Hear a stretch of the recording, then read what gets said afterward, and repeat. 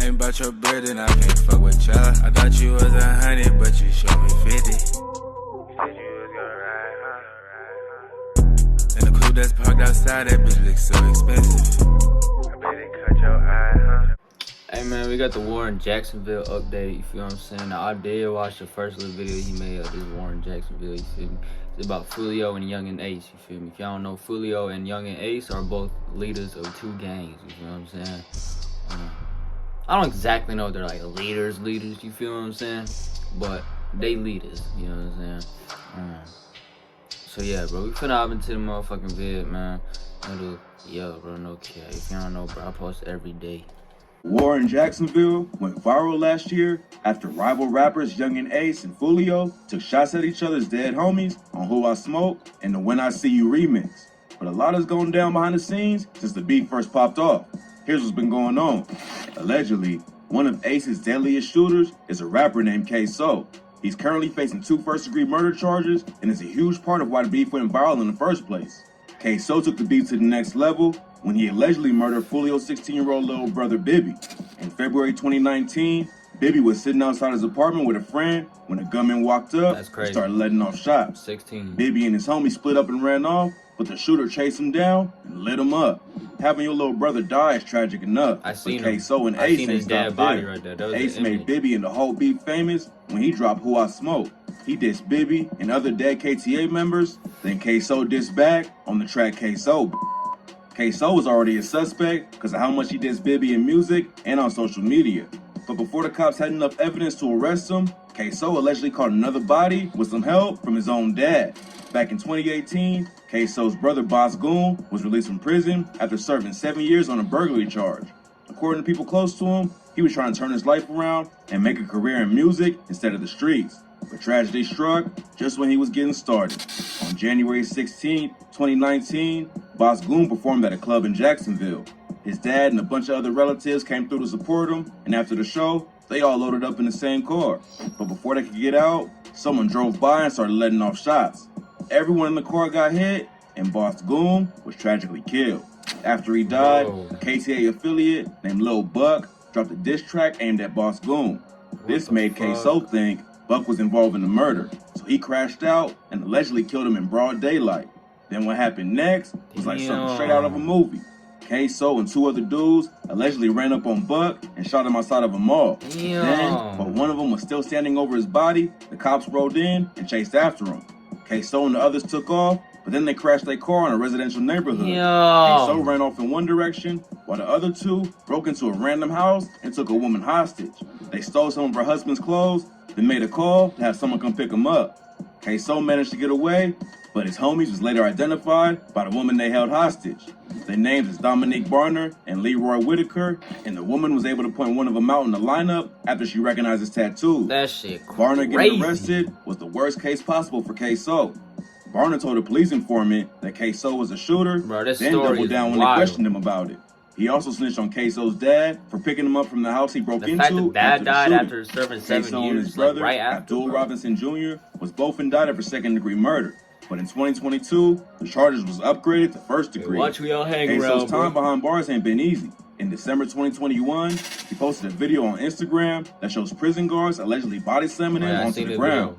He captioned the post with, "Modern slavery. Even though my innocence is being proven, I'm still being targeted and abused every day while I'm in here. These officers still have not been suspended or no consequences. I'm fighting for my life mentally and physically. No matter what they do to me, they can't keep an innocent man down. Hashtag free me." To top it all off, K-So got hit with another murder charge while he was in jail for allegedly killing Bibby back in 2019. After his charges was upgraded to first-degree murder, Bibby's mother told News4Jax, not gonna snitch either, "It was a relief because I was terrified the entire time. No snitch either, so it's a relief because now I've got my faith in the court system." K-So's legal team tried to get his $4 million bond reduced after the charges was upgraded, but then the judge decided that he can't be bonded out at all. It's unclear why the charges was bumped up, but the prosecution obviously thinks they got a strong case if they willing to go to trial over it. It's harder to convict on a first-degree murder charge, so they might have some solid evidence that the public don't know about. The trial date ain't been set yet, but Bibby's mom is ready for it all to end. She told News4Jax, "I just can't wait until this trial is over with so we can finally start to heal because none of us have healed yet. None of us have begun to heal yet. Queso's facing life in prison if he's convicted. But he ain't the only Jacksonville rapper with an open case right now. In April 2022, his biggest op, Fulio, got hit with a felony charge for fleeing from the police. On April 5th, 2022, the police tried to pull Fulio over for his illegally tinted windows. But instead of stopping right there, Fulio drove another 3 blocks while he and 2 other dudes in the car allegedly rummaged around as if they were attempting to conceal and or retrieve illegal items. When he finally stopped, he told the cops there was 2 guns in the car, but the cops only found 1.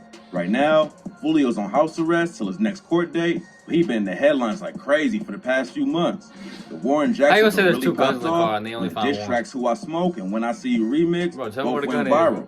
And back in October, Fulio doubled down on the disrespect with the track List of Dead Ops, where he went after every single one of his dead enemies. List of Dead Ops is one of the most disrespectful tracks ever. There ain't no hook. Just one long verse where Fulio goes in on 30 of his dead ops, including Youngin Ace's brother and his 2 friends who was murdered right next to him. 1 month after he dropped the track, someone pulled up to the studio Fulio was at and tried to kill him, but he got away with nothing but a graze.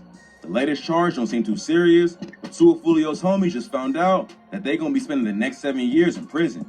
YNR Mookie and YNR Slugger T, aka the Murder Twins, was both convicted of possession of a firearm by a convicted felon.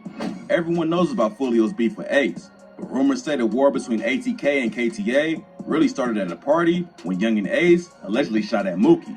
Mookie and Slugger T both got arrested during an investigation called Operation Wrap Up. The Jacksonville Sheriff's Office went after alleged gang members who's using music videos and social media to promote violence, and now the Murder Twins are both gonna be off the streets for a minute. YNR took a major hit when Mookie and Slugger got locked up, and to make matters worse, Mookie's own homie, Spot 'em Got 'em, was accused of snitching on him.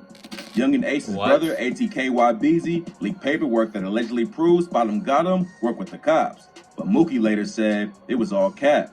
Rumors about snitching can get you killed, but that's not the only problem Spot 'em is going through. Back in July 2021, he allegedly pointed a gun at a parking attendant in Miami and threatened him. Then, when the police showed up at his hotel room to arrest him, they found him lying in bed with an AK-47. Spot 'em Got 'em was hit with charges for aggravated assault with a firearm and possession of a firearm by a convicted felon, but the judge let him off easy with an $18,000 bond. His charges is pretty serious, but it's nothing compared to what happened next. 2 months after his arrest, Spot 'em Got 'em was driving down I-95 in Miami when another car pulled up next to him and started dumping shots. When it was over, the driver's side was left with 22 bullet holes, but luckily, Spot 'em Got 'em was only hitting the hit. A dude in the back seat was shot in the legs, but both of them was taken to the hospital in stable condition. No one's been arrested for the drive-by, but rumors say it was ATK behind the hit. Meanwhile, the crew's most famous member ain't even in Jacksonville no more. In June 2021, Youngin Ace revealed during an interview with Houston radio DJ Ashley Young that he moved out of Jacksonville and now lives in Houston full-time. Getting out of the city that made him famous seems to be working out though. Now that he's away from the streets, he's been able to focus more on his music and career. Ace told Ashley Young, "We'll even go to clubs. Every day when we wake up, it's to the money." But even though he's not in Jacksonville no more, he ain't leaving his homies behind. He's always flying friends and new artists into Houston to show him how to make it in the music industry. Because according to him, the police don't want him showing back up in Jacksonville. It's crazy that out of everyone involved in this wild beat, Ace seems to be doing the best right now. It all allegedly started with him, but now he's away from it all and is working on his craft. In April 2022, he dropped his latest album with features from Kodak and Boosie, and he also revealed that he's friends with Vanessa Carlton now. Vanessa Carlton is the artist behind 1,000 Miles, which Ace sampled for the infamous Who I Smoke track. A 2000s pop singer linking up with one of the most savage drill rappers in the game is a twist nobody saw coming. But Ace says they got even more music in the works right now. The war in Jacksonville ain't as hot right now as it was back in 2020, but that don't mean it's over. People are still getting shot and killed over the beef between ATK and KTA, but a lot of their main shooters are either dead or fighting cases. Back in November, Fulio said he wasn't gonna diss Dead Ops in his music anymore, but the beef is way deeper than rap at this point. Both sides have lost a lot of people already, and there's little to no chance that they gonna let it go. The war might die down for a little bit while everyone figures out their legal situations, but one diss could restart the whole thing. Hopefully, some of the other dudes involved in the situation will start moving smarter like Ace has and avoid any more street drama. There's talented artists on both sides who can make it out of the trenches if they just focus on their careers. But when you raise around crime and violence, it's tough to break out of the cycle. Sometimes fans seem to forget that the dudes involved in these beefs are real people with families who care about them. Back in 2018, an 18-year-old named Corbin Johnson was reported missing by his mom. His remains was found in the woods a year later, and his death was ruled as a murder. In 2021, Fulio dissed Corbin on the track Beatbox Remix /Bibby Flow. He rapped, "Corbin got kidnapped, they found his bones, he was rotten. Where's Corbin?" This lyric kicked off a massive TikTok trend where people danced to the line about Corbin's death, and the hashtag Where's Corbin reached over 3 million views. That's crazy. On the same track, Fulio also went after a 17-year-old named Prosper Love, who was murdered in 2014. Prosper's mom heard the song and decided she wasn't gonna take it. She started a Change.org petition to get violent rap music removed from social media, and even started a nonprofit in her son's honor called No Weapon Shall Prosper to raise awareness about gun violence. The war in Jacksonville has caused a lot of pain and suffering, but hopefully, now that Ace is in Texas and Fulio is fighting his own case, the violence in the streets will slow down at the least. Most of these cases are still developing, so tap in for updates. Nah, that shit is crazy, bro. Hey, just the storylines, bro. When I be hearing all these gang-related shit, you feel me? All this gang shit. That shit crazy for real. Like, the whole storyline and how many people be dying, like. And then, like, the get back. Like, and then, like, the ages people be dying, too, bro. That shit really crazy for real. Hey, the only reason street shit seems cool nowadays is because the people that made it out. It's because there's people that make it out, you know what I'm saying? Like, that's the only reason why. Because people that make it out, they seem all lit, you feel me? They got all the hood, like tendencies, you feel me? They got, you know what I'm saying? Like, the tattoos, the chains, like, all the hood tendencies, they brought them with them, but they made it out. That's the only reason why the hood, like, it's like a trend now, you feel me? Like, having guns and chains, you feel me? Like, all this shit that y'all see is hood shit. But because them hood motherfuckers that was once really hood made it out, you feel me? It shit seems cool, but that really, that shit, I promise you, is not cool, bro. That hood shit is not cool, bro. You feel me? If you not from the hood and you not tough, don't act like you tough and don't act like you from the hood, bro. Cause, just be you, bro. No care, I'm finna see y'all.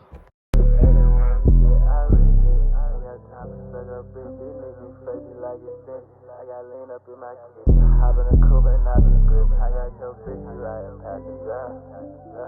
Ain't about your bread and I can